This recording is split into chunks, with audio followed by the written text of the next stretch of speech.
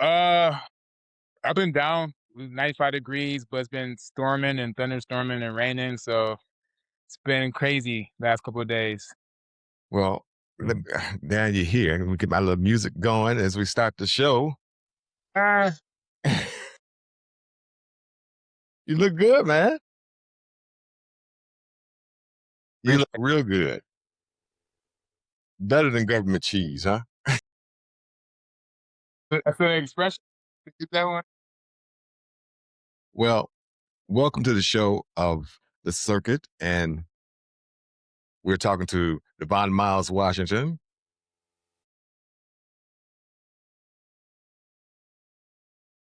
He working out still. Yes, sir. Every It, day. Devon's a personal trainer and fitness manager. Been doing it for about 15 years experience. 17, going on 17 now. Yeah. 17 years. Okay. Experience design wellness programs is what you've been doing. Tell me where you were born at. Tell our audience. Um, I was born in Royal Oak Hospital, but I Okay. grew up in Pontiac, Michigan. Left Michigan in 2007, go to school in Tampa, Florida, got my degree in music. And then I moved to Los Angeles to pursue music, and then I became a personal trainer out there. The pandemic happened. I moved to Seattle for about 4 years, and then I moved to Chicago 3 years ago. A lot of movement. So, did you always aspire to be a musician or a personal trainer? So I grew up with brothers and cousins who did music, and my father did as well, obviously. So to be cool with them, I had to, adapt to what they was doing. So my brother rapped, my dad played bass guitar, and to hang out with my brothers, they did music. So I was a younger brother, right, trying to hang with the bigger brothers. So I had to do music to hang out with them. So I got my degree in it, and then um, fitness kind of came out of nowhere. If you'd have told me years ago that I'd be into fitness, I would have not believed you. Uh, that's a different story, but that wasn't a part of the original plan, I guess you would say, growing up. Mhm. Yeah. So, what made you decide that fitness was going to be something that you would enjoy? But let's see, you decided it's going to be your career move, like as opposed to some people go work at I don't know, career doing engineering or doing some type of job at some store or some business or some factory. What made you say this is going to be my key right here? Um, Obedience to God, really. So, it wasn't a thing that, like I said earlier, it wasn't a thing that I had aspired to be. So back in LA, well, this is before Google was a thing. Pe- People think Google was like been up forever, but I was like around the Ask Jeeves era. So when you got into a profession or try to seek advice from somebody, you have to know somebody in that profession because you couldn't like today. Information is at our fingertips, phones, etc. So back then, you have to know a personal trainer. You need to know a doctor, a lawyer, etc., to know about anything within that field. So, saying that, that being the context, when I got good at fitness, people would just ask me for advice, and at that time, I was a postgraduate student, so like I would train people for food. Honestly, I was so poor. She would buy me lunch to train them, and I was doing that for a while. And I'll never forget my client, Jillian. She was like, "Hey, you're pretty good at this. You should take this serious." And then that's when I looked into it, looked into NASM, National Academy of Sports Medicine, looked into them, how much it costs to become certified by them, and then took it serious. At that time, I was working at UPS as a manager and at Nike in Santa Monica. And then I just put on my eggs in one basket, so I'm just gonna go for it. I ended up quitting both those jobs. Took the test. I only had 1 month of rent in my savings account, so it was definitely like a faith based decision. Hmm. And I passed and started working at YMCA and LA Fitness downtown LA, and it became that. And as cliche as it sounds, the old saying goes, when you look to do, it doesn't feel like work. And where it became where that took over more than music did because I was just didn't feel like I was working. I was just helping people. I love helping people. I love giving people advice. I love guiding people and leadership stuff. So it didn't feel like work at all. And then I'll be there from like 5 a.m. to about 5 p.m. and then just really refreshing to be around people and and pouring out to people. So, yeah, 17 years later, I'm still doing the same thing, doing more of the management side of things, where I get to grow trainers and kind of pour out to them and show them the way, kind of help them develop their skill set and develop them as well. So, yeah. Okay, so you've spent many years helping people transform their bodies and their back and muscles and arms, leg, and all the same. What's the biggest misconception that people have about getting healthy? Oh, I can go for everybody. I got plenty. Um, wow. Where do I start? Um, When you first meet them and you do you already form opinion about them, or or do you just listen to their story and they you can tell they totally off the left field somewhere? a little bit of both. You live Okay, so long, you can kind of do both. But also I try to give everybody a clean slate as well. I try not to over assume things, even though I see patterns to everybody I come across.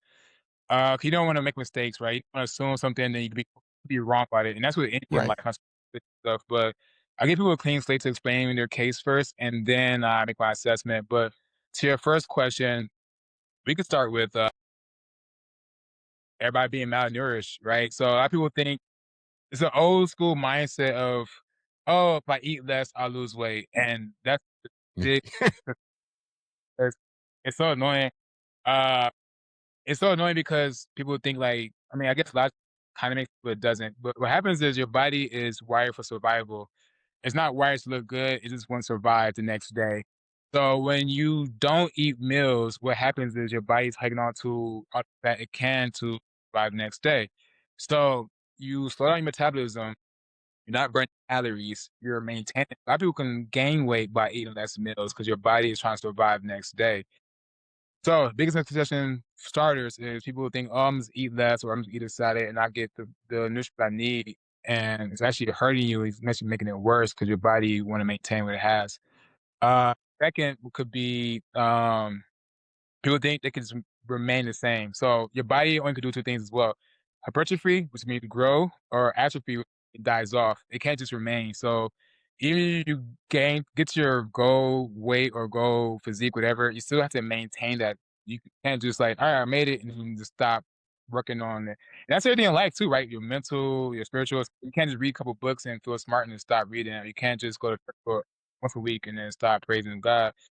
Everything's gonna stay consistent. So, a lot of people will just work out for a while and they'll stop, and then they'll lose all the progress they will have and then get upset by it. Like, "Oh, well, what mobility." I think a lot of people think, "Oh, I'm getting old, so this is the way it is," and that's the biggest lie as well. Because if you don't use it, you lose it. So, if you're same thing, hypertrophy and atrophy, if you're not moving your body, it dies off. So, a lot of people have, like, back issues or knee or hip issues. Those are the biggest 3 things, the older people have. And it's because they stopped using it. So it gets stiff and it locks up and doesn't move. Your hip and shoulder is a ball and socket, so it moves in all directions. If you're sitting on a couch or in a desk job all day, every day, it locks into position. So if you're not doing mobility, if you're not stretching, if you're not doing yoga, if you're not opening that up or walking and getting blood flow to the body, then you can actually. So I think people saying, I'm getting old, it's a thing, that's not a thing. Like, some such thing as you getting old, it's just you're not being active, you're not using your body, and it's dying off. So, whatever you do, it adapts. If you work out hard, it adapts to that. If you couch potato it hard, then it adapts to that, and then that's what the new norm or standard your body goes by, and that's why people are the way the sum of what they are. You are so right. I was having back problems, and a friend of mine told me if you walk 15, 20 minutes a day, your back problems will go away. And I've been walking and working out, and a whole lot of things in my life has been changing. So you are spot on that. So again, I appreciate you coming on to the show. People wear several hats of the circuit. You've probably seen hundreds of clients. What separates the people from who succeed from people who fail after a few weeks? What separates them? I think with anything in life, what separates people is having a vision in mind, right? Like, if Okay. you don't have a goal to go towards, then there's only so much willpower you can have in anything you do in life that will carry you through what you're trying to get to in life. If you don't have a vision or a goal to strive for, then you will fall short, right? So, like, that's why I don't believe in diets either. Like, I eat consistently the same things every day because I enjoy the meals I eat every day. That's what's gonna help me stay consistent to it. If you just do it for the sake of like, oh, I want to lose X amount of weight, or I'm trying to do, etc. Um, you might do it for the first couple weeks, maybe a couple months, but you're gonna fall off eventually. The best thing you can do is make habits around things you enjoy doing. That's gonna carry you further than just the willpower. Like I'm gonna tough it out and I'm gonna just go for it. Okay. So mental health and physical health kind of closely connected. Have you ever seen exercise completely change someone's life beyond just losing weight? All the time. Uh I think life in general has a lot of parallels to it. I believe that your physical health carries on to your mental health. Because when you do, all right, for example, how you go to the gym. If the gym's the hardest thing for you, you go, you complete it, then you can do the hardest thing in your life, right? So if you took the day off for going to the gym and it was very hard for you, then going to work should get easier and easier. If you can be disciplined and things that you don't want to do, as in working out, I don't want to work out today, but I did it. Well, then when I go to work, I want to go to work today, but I did it. Uh, I can endure hard things in the gym. It's really hard, but I endure them. I can go to work and have a bunch of assignments and clients, and I can endure that as well. I can be routinely about going to the gym and consistent. I can be routine with my relationships, my friendships, my family ships, etc. So everything correlates to, like you said, to mental health and physical health, but also just your discipline and how you carry yourself into your daily routine goes a long way. That's why when I'm single right now, but when I'm looking for my partner, I need her to be she don't to be a rat like I do, but at least some type of care for wellness. Just care for herself for a while to the extent of that she had those qualities. You know, she can endure hard times or do things she don't feel like doing it, but she goes through it anyway. She can push herself to other limits, right? Be consistent and show up for herself or know how to take care of herself. Take care of herself, she know how to take care of me, and vice versa. I can take care of her as well, kind of take care of myself. So I think those qualities, like you said, goes hand in hand to your mental health and your physical health. Do a little plug in for yourself, huh? Uh, no, So it's she needs to be, no, if she's watching this show, we uh, need to make sure she have these qualities and everything. So there are a lot of people who reach the age of 50 and 50 and older. What would you say, let's say, when they start exercising, what is it that they lose out on? What's the biggest mistake they make? Now, I'm not talking about the young people, 'cause the young people can start it and stop it. But when you get past 50, what are some of the, or one major biggest mistake that they make when they start exercising? I honestly, I'll disagree. I don't think it's an age thing. I think young Okay. people can. I think young people make a mistake too. Yes, they're younger and they can I guess regenerate or heal faster than an older person. But at the end of the day, a newbie is still a newbie. If you're a beginner or something, you're still a beginner or something. So I think for both the young and the old, the first thing you got to do is just take your time. I think it's very easy to lose yourself in terms of social media when you watch other people do things like, "Oh, I can do that too," and then you go into it and not knowing proper technical form or know how to do certain things, and you just don't ask questions. A lot of people are scared to ask questions, right? They don't want to look like they're behind by any Right. means, or Right. so I would say young person or the old person, ask questions, ask for help, ask for assistance, do your research, get a trainer or get a buddy who's experienced in that field you're trying to get into. It's gonna save you a lot of hurt. It's gonna save you a lot of injuries. But to the beginner, don't compare yourself. That's the biggest illusion. Don't compare yourself to other people, but just take your time. Don't go from 0 to 100 baby steps into it because as well you want to push yourself to an extent where you feel challenging and you enjoyed it but also not overdo it to where you you unmotivate yourself because like, oh man, this is too hard for me, I want at the raw. So find that happy middle. I know it's easier said than done, but find that middle balance where you enjoy it and I'll come back tomorrow because yes, I'm a little bit sore, but not to a point where like, this is not for me. Because for Yeah. everybody, Yeah. everybody Yeah. taking care of themselves and being to wellness, fitness. It's for everybody. So don't think that. And then don't also I guess another thing I'll add is majority of people in the gym is very friendly. 90%. Don't be social media like where these big steroid out people are screaming. Stuff. Yeah. You know. That's not. those people are nice and friendly, so if you were to ask them for advice or a tip or my former coworkers, they'll stop and say, "Yeah." Gym culture is one of the most friendliest cultures I've ever, been a part of. Met so many friends, extended family through that. Uh, Everybody's there for the same reason. They were all trying to better themselves and actually, ranting. The last thing I'll say, um, nobody's looking at you.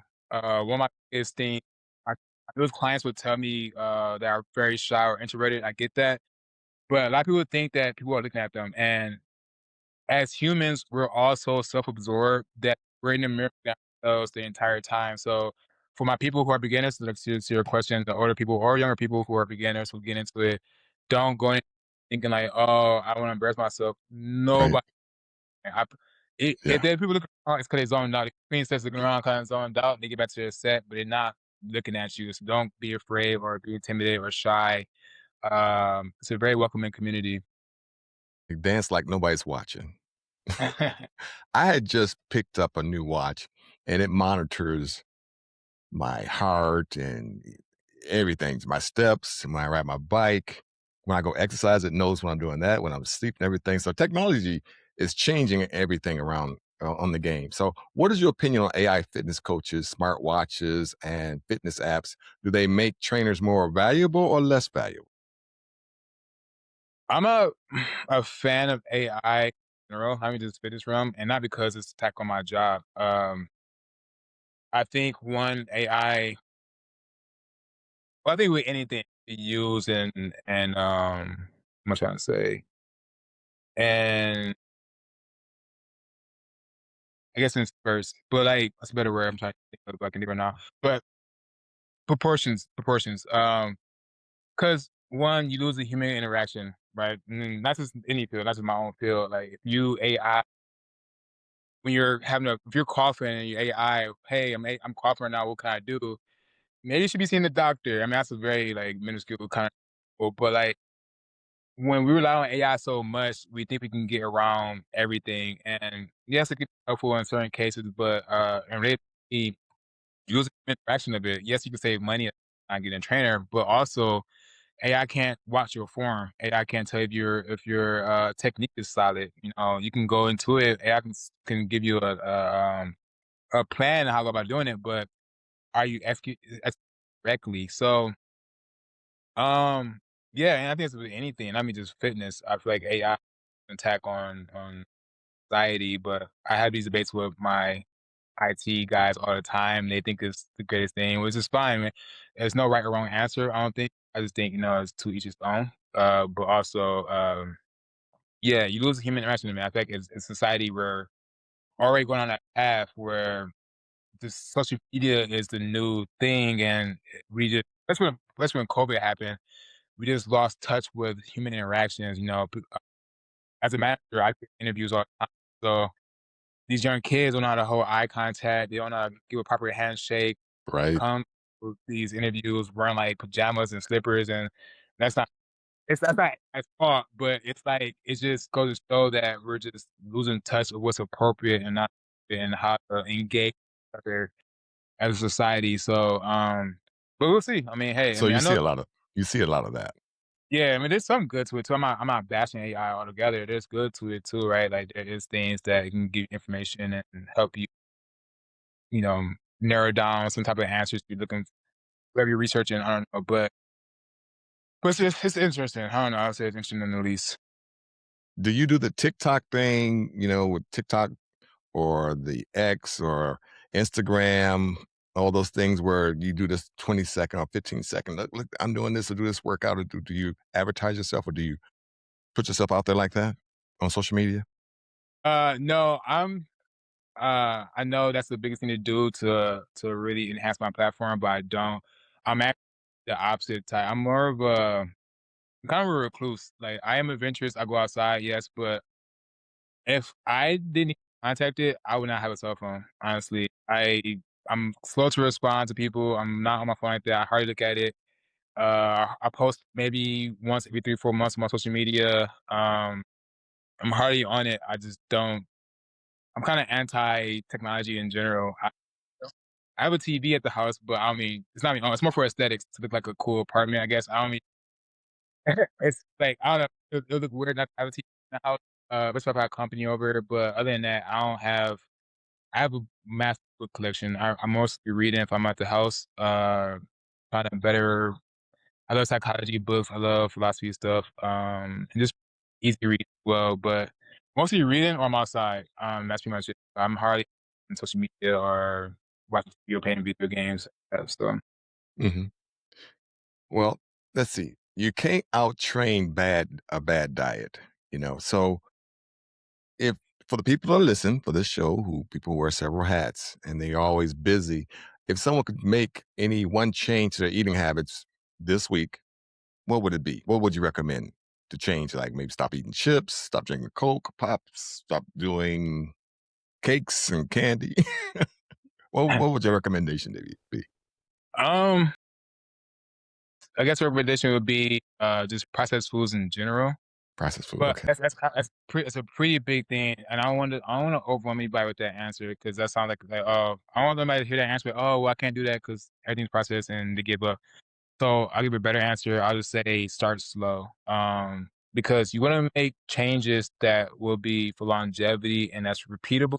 You don't wanna make short changes and fall off, right? So, uh biggest thing I would say sounds tedious, but I would say keep a food log. Write down everything you're eating. A lot of people don't think they eat as bad as they do until they actually see it on a physical paper, and they're like, "Oh wow, I do eat this bad." Or a lot of my clients they kind of gain weight, like, "Oh, I eat so much food, I'm not gaining weight," and I have to do a food log for just one day or a whole week, and they're barely scratching 800 calories for the whole day, or something like that, or 50 grams of protein for the whole day, and you need like to triple that, quadruple that.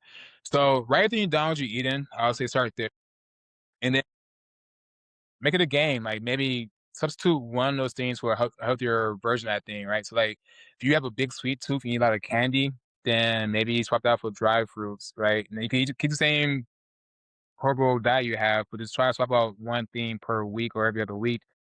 Those slow changes will last you longer over the years than, like, just cold turkey, making the whole 180-degree switch, and then by month 5, like, I miss cookies," you know? So, um swap out candy to dried fruit, swap out maybe, processed greasy chips for, popcorn. I love popcorn. It's actually a really good, really healthy for you. It's good for your bone density, and also I actually But have to fa without the butter, right, and salt. if it's natural butter and salt, right? So if Okay, okay. you get the flavored popcorn that's, like, microwavable, that's horrible for you 'cause that's processed, and, like, it's not real butter, and it's not real salt, right? So, but if you get just natural raw popcorn and you make your own butter, make your own butter, but get raw butter and melt it onto it or saute it with pink Himalayan salt.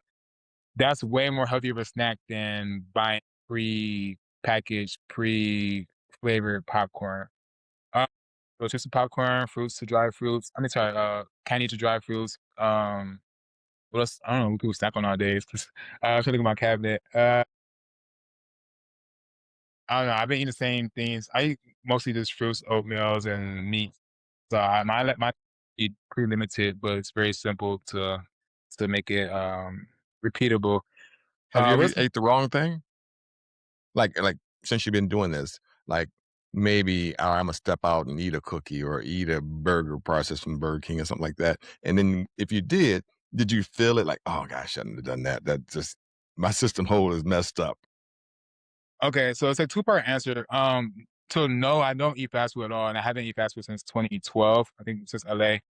But to answer that, I'll answer it two ways. One, when you do something for so long, you don't crave those things anymore, right? So like I don't think about McDonald's or Wendy's or Burger King or Taco Bell, like, that doesn't never cross my mind. If I pop by them, like, I just don't crave it or want to.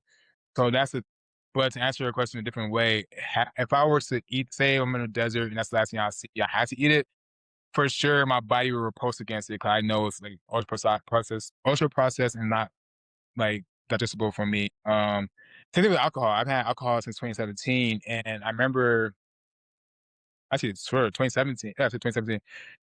New Year's 2017 is the last time I had alcohol, and then, New Year's of 2022, my friend's like, "Oh, you used to love, Blue Moon, you used to have a Blue Moon." I said, "Eh, they've had a years at that point, so let me try it." I took literally not even a full sip, it's like a like that, and you know how oil and water don't mix? I literally felt it down my so I mean, I feel like it's just swishing, like, if I drink another sip, I wouldn't even get drunk, I just get, like, actual sick. My body doesn't want this anymore. So that's the last time I even attempted to drink anything. So but anyway, to answer your question, like, it comes a point where you do something so long, you don't crave these things anymore, and your body naturally so, it's not that I'm trying to be super healthy at some points. It's just like just it comes natural when you become habitual about certain things. It becomes more natural, and you just don't really think about or crave those certain things. Um, you asked something else I was going to address, but I think I got it. So yeah, not craving it, and then yes, my body probably would reject it if I were to want to eat a McDonald's burger. I probably would it probably come back up. Probably won't stay. So Honestly. so you don't do candy or gum or anything like that either, right? I definitely don't do gum because it's my teeth are a little bit kind of sensitive, so it actually like chip tooth off sometimes. Like over not just one piece, obviously, like over time, I've noticed that like my back will be like kind of like I don't know, messed up. So I don't do gum, I'm kind of dating my age here, but candy, I love peppermints. I don't know if I got the grandpa or not, but I will go to Dollar Tree, bag of peppermints. I'll just suck on those every once in a while. Uh, but no, for me, my sweet tooth is heavily dried fruits. I love dried mangoes. Uh, and I love dates. Dates is like my number one favorite snack that I can eat all day. Is there expiration date for those for dry fruits? I always Oh, wondered. I couldn't even tell you 'cause I eat them in the same day, so Yeah, I don't they're gone know, before. but yeah, they can't last my house. But that's a good question. I would like to say they probably do have expiration date, Yeah, I but would think, but I would think, but because they already dry, it probably obviously lasts longer than countertop fruit. Um, how would you know? I guess it would just be harder or something, or mold will start showing up on it or something. How would you know the dry food is bad? Not sure, and it's already preserved in the sugars, so Yeah. it's a good question. Um, I would think everything has expirations on it. If it's not, then it's not real food. So I would think it was, but I'm pretty sure it just lasts longer. Mhm. Well, what's the toughest client you ever worked with? Somebody, give me like a couple scenarios of somebody that was already built and somebody that wasn't built and somebody was depending on their life. Their life was just at a place where they really need to change their eating habits and their way of living. Give me those three. Um, I Toughest kind of client. honestly, to answer the original question, the hardest clients is the ones who don't believe, Okay. and um, and you will think like, well, why did your clients in the first place? Some people just have the resources to do so, like, and have excess funds. They'll pay for your services and not show up. And they'll do it for, like, the sake of, I guess, making them accountable for it, but Hmm. they have so much resource, they can just spend a few hundred, maybe thousands a month and not even show up. So, the ones who don't believe, I say it would be the hardest. So you could be already built, you could be skinny, you could be overweight, you could be whatever those things, but that's the one answer because if you don't believe you can make changes, or if you don't believe that it's worth to make the changes, right? Like doing your homework, eating better. Like I said earlier, I could train you all day, but if you're not doing your homework or you're not eating correctly at home, then what's it all for? So, to any scenario you just named, to the already bodybuilder, to the person who's trying to lose weight, or the person who's gaining weight, get healthier. If you don't believe in what you're doing or why you're doing it in the first place, I can teach you till my face turn blue. I can show you the way. I can do your homework for you. I can write down your meals from the itinerary from 8 a.m. to 7 p.m. You should be doing this to the T. But if you're not doing it because you don't believe you can make change, or you don't believe in yourself, you lost confidence, or whatever reason that you might do it, or injury, then you're not gonna see any type of change, and it's not gonna do anything for you. So do you try and scare them or do you try to, I don't know, you have a soft shoe way about trying to get them to do that? I mean, 'cause Um, you went into my next question. Like, if you have 5 minutes to someone who says, "I'm too busy to work out," what do you tell them in that 5 minutes? If you got 5 minutes, say, "Look, I gotta go. I got taxes to go pay, or I got stock market to go put money on, or whatever. Here's your pitch right here, your elevator pitch." What do you tell that person when they say something like that? well, we all have time for what we prioritize for, right? At the end of the day, if you have time to the same person in the scenario loves football. He can watch a whole 3-hour football game, but you don't have time to work out. Then you prioritize what you want to prioritize, right? And then your health is obviously not important to you. you wanna prioritize it. But at the end of the day, people like that, I like to write out, um I'll get a sheet of paper, write down 5 AM, 5:30, by 6 AM, 2:30, 7, right down to, like, about midnight.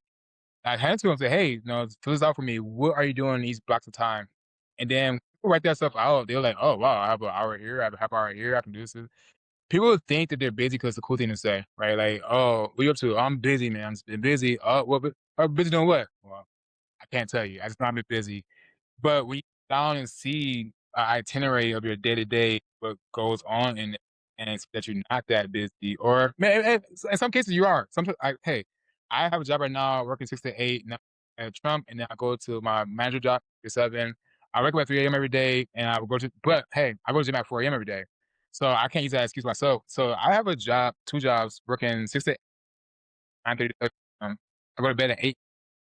But alright, so I guess I wake up at 3 a.m., I'm in at 4 a.m., take care of myself, and then I get my day started. So it's not an excuse. I mean, yeah, I can get more sleep by sleeping in and etcetera, but or I can just wake up earlier, have my Bible time, my prayers, meditation, go to the gym, come here, shower, meal prep my food, get ready for my first job, go to my second job. So there's time for everything. It's just at the end of the day, you have to prioritize. We all have the same 4 hours of the day. It's how you use it. So, much. I seen comedians talk about people in the gym sometime. What is the funniest thing you've seen in the gym that, maybe had you laughing or you got quickly went over there to tell, "Hey, you're doing this wrong," or what have you seen that just had you cracking up?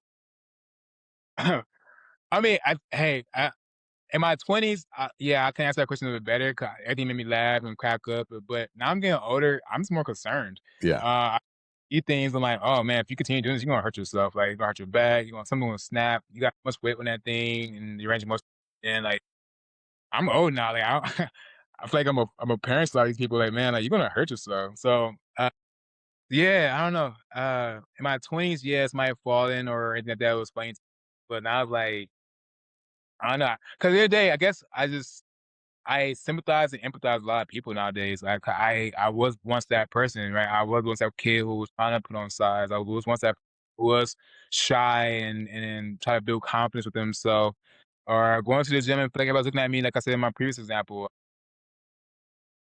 pointing and laughing, and people whispering, they might be talking about me. I don't know. We all go through it. So, but yeah, to answer, I don't know. Do I have any stories right now to tell you? It's funny. I'm about to think of anything right now. okay. Uh, but I guess, well, that's not really funny. It's nasty and funny. Do they ever, people ever get into any or have you ever seen at the gym, any arguments or fights where people say, "Oh, I had that machine next." "No, what are you doing?" And they get to tussle a little bit or something. Anything like that ever happen in the gym? No, it's like TV show questions. Like, I mean, real life. I mean, yeah, have I seen it in the 17, 18 years? Sure. But is that like a freaking thing? No. Like, I mean, even most popular gyms at peak hour where it does get really crowded, like at 5 to 7 p.m., everybody's off of work, going to the gym, and everybody waiting for a machine.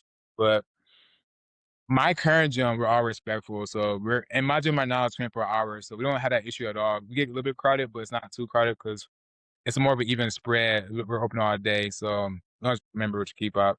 But have I worked at jobs in the past? Sure, that people argue about something like that, like, because this thing called supersets, when you do 2 machines at once, you just go back and forth. So instead of resting between sets, you do a different machine. So when a lot of people do supersets and, like, Edit Fitness or bigger box gyms at peak hour, yeah, it could become an issue because, like, hey, like, do one at a time because you got people waiting. So Mhm. we got things like that where arguments happen, you gotta, like, kinda de-escalate certain arguments, but that's once a quarter, no, once every 3 months. It's not a daily thing, it's not a nightly thing, it's not an hourly basis thing where people just throwing hand Okay. Not a lot of in. short fuses. Yeah. Okay. When those guys work out with these huge, gigantic muscles, are they still able to do other things? I don't know, put the shoes on, I'm not sure. Wipe their behind, get a little dirty, I don't wanna say all that, Uh, but just are they able to I don't know, do you when you got these gigantic muscles, what is the extent of the reach? Are you still able to bend, or you can only bend so much, or how does that work when you see these guys and necks is swollen and just walk around? 'Cause it seems like it is a little limitation because they walk like this, or some of they got kinda stiff. They they don't have no no swagger walk, they just, Tell me about that. Is that way it is for them, or they trying to walk like that intentionally? No, but that goes back to my point in terms of mobility though. People okay, so scientifically, what happens when you as your muscle strands go like this, it goes in and out when you work out. In any body part, it's a muscle strands, it goes in and out. So when you work out, you create micro tears. And then the reason why you need to eat the protein, your carbs, your fats, your calories is to give your muscles energy to repair those Okay, after okay. it grows. Makes That's how you sense. runs. All right, cool. So that's the basis of the science of it. So your question, when you see people who are that just big and stocky and can't move, it's because your muscles are so stiff from being so big. And if you don't add the yoga, the mobility, and other parts of it, Okay. it gets locked into a position. So to your question, I mean, there's people like I don't know if you know, I forgot his first name, but Van Damme, he was big. He could do the Yeah, splits. Yeah, okay. he's but he could do the splits because he worked on mobility. A lot of people go to the gym and spend an hour, 2 hours on just getting big, which is fine. But then they say, "I don't have no time to do mobility," because that's when, like, you just kinda do static stretching, dynamic stretching, etcetera. So, you don't have to be that way, I guess, to answer your question. It's just people just go to gym, do that, and that's it, that long. A lot of people categorize fitness to, like, gender. "Oh, stretching is for girls," "Warming up is for girls," Big weights is for guys," and there's some girls who can crush big weights too, and some guys who can work flexible. So, uh, cliche, stereotypical stuff, that's just how we are. We categorize and compartmentalize things, and I don't know, that's just the way it is, but you don't have to be that way, to answer your question. People just choose that way. I had joined, far as fitness, a Zumba class, and you mentioned yoga, and there are all kinds of, I don't know, body stretching or movements that they do. Uh, what is it, walking dog? One of the things I was watching on television as well, doing some of these exercises, and they're not really. They can make you sweat. A lot of these things. You think you just doing all these movements that it's a piece of cake, but a lot of these things make you sweat. What is the big difference between all of them, and what do you recommend? Do you favor one over the other, from Zumba to uh, different trainings that are being offered that you offer at your gym as well?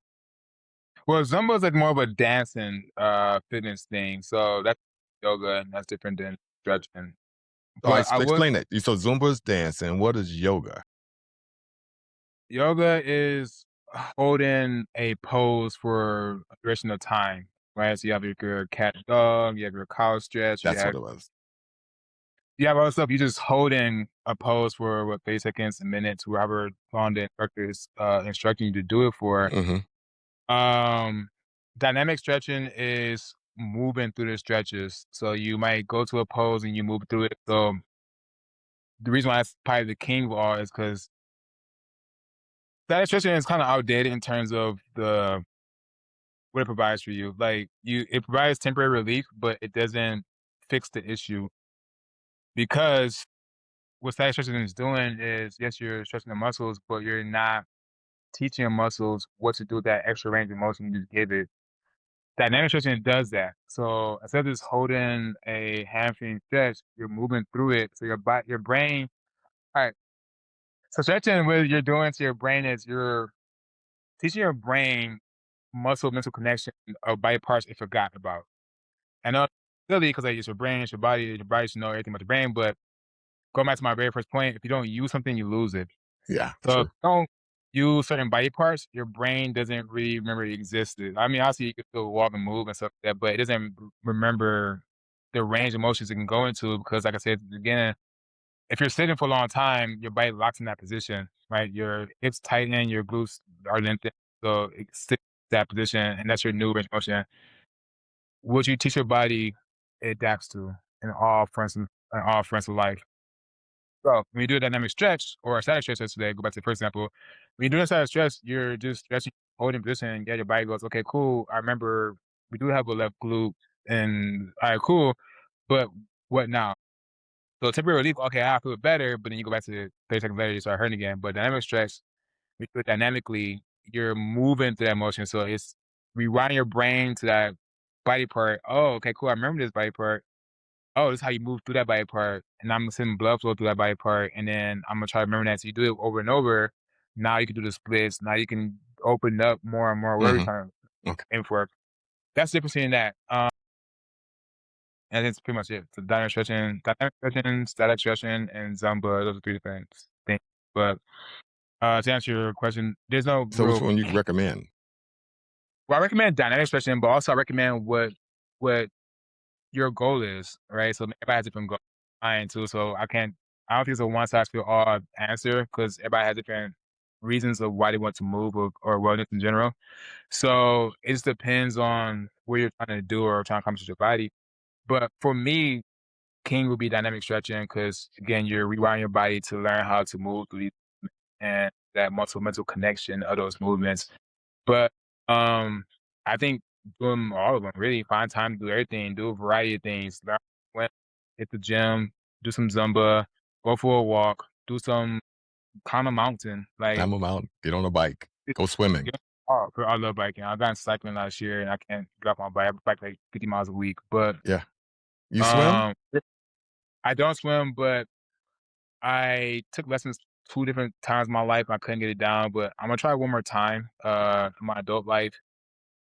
Hopefully with the intentions of not doing a full triathlon, but doing like a and sprint triathlon is pretty much a fraction of a triathlon, so, it'll be like a half-mile swim, a 5-mile run, bike, so that's why it's called a sprint, 'cause very short distances of a triathlon, so I'll be open for that if I learn how to swim and learn how to swim in open waters. Probably take some time. So, yeah, I might take classes maybe this year. I was looking at some classes at YMCA.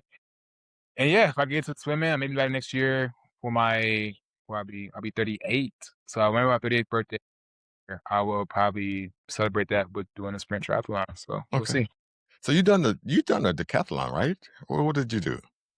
What have you done I've as done far as a full running? Michigan, Detroit slash Canada, Michigan. I did a full marathon. I did a half marathon in Seattle. I done multiple Ks and Ks throughout a Seattle, Chicago. And I've done a High Rocks in Chicago as well. So for our listeners on the circuit show who wear many hats, what type of preparation do you do for these cathalons? Now you give me about 2 or 3 things you could tell somebody young or somebody old who wants to do one. What would you tell the most important thing to be mindful of? Listen to your body. Okay. Um, listen to your body. I think a lot of people will try to go too hard too soon. But also just a lot of things. It's not one size fits all answer. It's like it's pertaining to the individual. Because I was going for time. Each thing I did, I wanted a certain time. So my marathon, I wanted to do it under 4 hours. I don't do it under 3.5 hours. So that's about a 7 minute mile pace. So I had to train for a 7 minute mile pace. So that looked like a variety of track workouts, doing sprint stuff to get my pace up to where I wanted to be at, and then a lot of long runs to learn how to endure that run, and then try to combine it to learn how to do with the pace I want to do that. I was averaging, let's see, I was doing 15 mile Monday, 15 mile Wednesday, 20 mile Saturdays for 5 months straight. So I was about 200 miles a month. So when marathon came, I already had did 1,000 miles. So I was able to sustain a pace for that. I think I did a 3 hour and 22-minute marathon for my first one. But that's the preparation it took for that. For my high rocks, I'm kind of an extremist. So the high rock, well, for listeners who don't know what a high rocks is, it's not really an obstacle course. It's more of a, I guess we say stations. It's 8 Mhm. stations. You wanna have different thing, and you run a kilometer run between each station. So the first station, was, a skier machine. You do 1,000 meters. Then you do a run between each ones, right? So a kilometer run, then the next one is a, um, flat pull. It's a big rope, like 400 pounds, and then you're pulling it Is this in up Chicago or all over the country? all over the country by the amount of Chicago. Flat pull up 100, 50 meters, so about 4 laps of that. Then you do a kilometer run, then sled push. You're pushing the sled, then kilometer run. Then you do the rower machine, then 100 wall balls, walk lunges, 80 meters, and then farmer's carries, burpees, and then the very end, you do 100 wall balls, and then you sprint to the finish. So that's like 8 different stations. You do a kilometer run between each station. To prepare for that, I'm an extremist, so I would double the weight of the things of the event, and then so when it's time for the event, I can kind of cakewalk it, and then it helped me. So, but again, I know my body, I know I can handle it, and then I train up to it, and that's that. So again, so there's no one size fits all advice. It's just one, listen to your body. If you're tired or you feel like your body's collapsing, then take a rest day. It's okay to take a rest day. A lot of people think like, oh, I'll rest when I'm dead. Like, yeah, true, but rest now too. Don't just think the cool sayings are what's lived by. Well, I hate to get graphic on you, but some people do these runs or work out a lot, like work out heavy. Tell me the science behind making them throw up. What is that about? What I mean, I know they had something to eat or they didn't eat or too much water, no water, dehydrated. What I know you know the science behind it. What's going on with that? Well, it's, again, that's to each individual, but it could be acid reflux. It could be going to could be not knowing your body. I intermittent fast every day, so I work out fasted as well. So I don't eat before I work out or run, and I can handle that. But for a new listener who hear that, oh, I'm gonna try that too, they might do it, they might vomit. So, and vice versa, if I eat before I run or work out, I might get little queasy in my body. So like, it's just you have to know yourself. You gotta know what your body is. You gotta know what it can handle. Weather plays a part too, right? So I run in this climate in Chicago where, well, besides this week right now, we had 95-degree weather, but we average about 70 to 80 degrees summertime. So if I go run in Tampa, I might get dehydrated faster because when you run, your body automatically goes up 20 degrees from whatever weather it has outside. So if I run outside, it's 70 outside, my body temperature will be 96, right? So if I run and it's 90 degrees Tampa, I'm being 100. So I'm probably, if I'm not used to it, people who run Tampa, they're used to it. Like, oh, what's that? Why that kilo throwing up? Well, I'm not used to it. So it's a Did you variety say of, you use a fitness watch or anything to watch how many steps or how far you oh, ran or anything? yeah, I have a Garmin now. I was with Team Apple Watch, but the battery life on the Apple Watch kept dying on me on my important runs, and I got frustrated. Garmin, this one right here has a 12-day battery life, which is amazing. I charge it like once every other week, um, and it tracks my bike rides, all my runs, all my workouts, tracks my sleep. Really good investment. I got it on sale for $200. I think the retail is 250. Got it on sale for 200. It syncs up to my Apple Watch, Apple phone easily, and, yeah, I love it. I I adore my Garmin now, so tracks everything. I don't know if you might sound like my sound cut off just a little bit, but I'm gonna ask you one or two more questions. Fast forwarding, I mean, because you're still registering on my system, so you're still picking up. So I'm gonna just run with it right now. Fast forwarding 10 years from now, where do you see fitness training? What does it look like in 2036? And what do you plan to do to stay ahead of those of the game of the changes? I haven't been to any fitness, uh, conventions in a while, cause they will tell you what's happening, and they'll show you the new technology that's going into fitness. Last one I've been to was it's like the NAMM show, for musicians, but we had those too for fitness people where they show you the new machines and all that stuff like that, what's going on. I haven't been to one in last one I've been to was probably 2018. So I don't know really, but if I could make a guess, I think AI and technology will become more embedded into fitness. And I think it's a machine called Tonal, where it's this big screen TV. I don't know if you've seen it before. So it's this big screen, and it has a resistance bar attached to it, and it's a trainer inside of it. It teaches you how to go, and then you could bench press it, you could squat it, you could deadlift it, and there's no weights on it, and the the AI can adjust the resistance of it by the effort you give it, something like that. I don't know. It's called Tonal, but it might cutting off still. Okay. Am I still cutting off? No, no, I Oh, changed something. okay, I can okay. hear you now. Oh, okay, cool. So it's called tonal. So I mean, that's probably the direction we're gonna go, where AI and technology is more embedded into our machines, where it probably can tell you in real time the maybe an injury that's happening to you, or your effort and your intensity and how you can get better at certain things. I'm pretty sure all that's going to be a thing in the next couple of years, where you don't need a team of doctors or a team of analysts telling you your numbers and like your I don't know, your percentages. It'll probably be out on a machine already as you're doing certain things. Probably adapt it. Well, Mr. Devon Miles, I appreciate it. Devon Miles Washington, of you spending time with me and allowing me to interview you. I always give my guests the opportunity to ask me one question. You can interview me with one question. Anything you want to know, anything you want to ask, maybe embarrassing, not embarrassing, or curious of. Here's your shot. At the end of the show, I give that opportunity to all my guests. So, what one question you might have for me? Well, you should have told me that before I got the call. I could have prepared for this, but you talked me on the spot, so I can't come up with a good That's why I question. catch all men like that. I don't. Prepare an embarrassing question at the end of my No, show. you know, I don't want an embarrassing question. I'm just saying any That question you was you might just want to ask how my day was. I don't know. I was in church, 2 churches, and, you know. what we got here. Um, one question.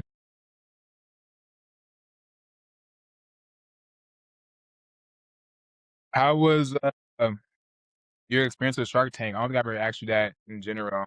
Well, I never got the chance to get actual on the actual they do a lot of interviews. I went to 3 interviews for Shark Tank, and the first 2, they liked me, but I didn't make it to the show. The 3rd one, they said I made it to the show, and then COVID hit and shut everything down. So I never got the opportunity to step foot on the stage in front of those, people that are in the Shark Tank. And if I can add a caveat to that, I don't really like the Shark Tank people because of for them to say, "Well, it's raining outside, so I'm out," or "You didn't smile at me or wink like I thought you should, and so I'm out." You know, it's like reasons that they pick to not give them the money or give them what they're asking for. I just think is just a little frivolous. It just doesn't make really a lot of sense. But you do things for the show to get more ads and people to watch the show. So you try and do some embarrassing things or things to try to get more media attention. I get that. I understand. I just felt I didn't want to be that particular shark bite for them to bite into me like that. And plus, also, they want a huge contract out of you. Either if you don't win, if you still sell products, they send you a contract that you have to give them a percentage of your products, uh, that you make off your products. So, just a lot of things about them, I just didn't really feel that was they're real sharks. They're really, out there to, take a good bite out of you. So, I wasn't really trying that hard to get back on that show again. People say, "You ought to get on that." Yeah, and I'm not really feeling it. So, good question. I did have a chance to go to the auditions, 3 auditions, maybe 3 strikes, I'm out, so I'm looking at it that way, you know, but I was on the other show, America's Big Deal, so that panned out pretty good. Yeah. Oh, I know Yeah, about it that one. panned out pretty good, so thank you, Mr. Devon Miles Washington out in Chicago. He-Man, built, strong, got everything going on. You also put in a plug for your new date, you know, so, maybe we can talk about that later another time. But we got Devon Miles Washington came on the circuit on people who wear several hats. So we certainly appreciate it. And if anything we can do for you, do not hesitate to ask. That. Devon Miles Washington. Uh, uh,